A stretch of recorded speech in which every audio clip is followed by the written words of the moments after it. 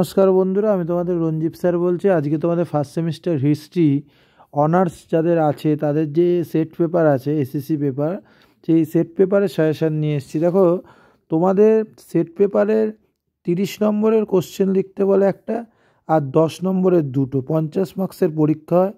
তোমরা একটু ভালোভাবে বোঝো, এই যে 30 মার্কসের যে কোশ্চেন দেয়, এই 4টে কোশ্চেন আমি দিয়েছি, তার মধ্যে 3টে আমি স্টার দিয়েছি। দুটো কোশ্চেন করলেই তোমরা কিন্তু 100% কমন পাবে।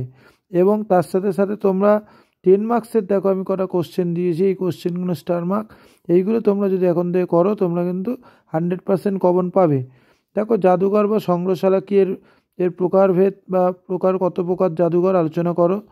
হ্যাঁ, লেখগার বা মহাফেজখানা কি, শিক্ষা সম্প্রসারের ভূমিকা কি। হ্যাঁ, লেখাগার বা বিভিন্ন প্রকার লেখগার সম্পর্কে আলোচনা করো। ঠিক আছে, একটি মিউজিয়ামে সংগ্রহশালার প্রতিবেদন আলোচনা করো। সংগ্রহশালা কি, প্রদর্শনী আলোচনা করো। ঠিক আছে, আর ভারতের জাদুঘর প্রতিষ্ঠান ইতিহাসে সংক্ষেপে বর্ণনা দাও। এটা করলেও খুব ইম্পর্টেন্ট কোশ্চেন, এটা আমি স্টার দিইনি। ঠিক আছে, এখানে 10 মার্কসের যে কোশ্চেনগুলো আছে, তোমরা যদি 4-5টা স্টার মার্কগুলো করো তোমরা কমন পাবে। এবং তোমরা মডেল 1-এ যেটা 13 মার্কসের আছে, 30 মার্কসের, সেটা কিন্তু আমি 4টের মধ্যে যে কোনো দুটো করলেই তোমরা কমন পাবে, একটা লিখতে হবে। কারোর যদি নোটস লাগে, নোটস অ্যাভেলেবেল আছে, তোমরা হোয়াটসঅ্যাপে যোগাযোগ করতে পারো, হোয়াটসঅ্যাপ নাম্বার দেওয়া আছে, নোটস পারচেস করতে পারো। সোজা ভাষা এবং খুব সুন্দরভাবে নোটস সাজানো আছে।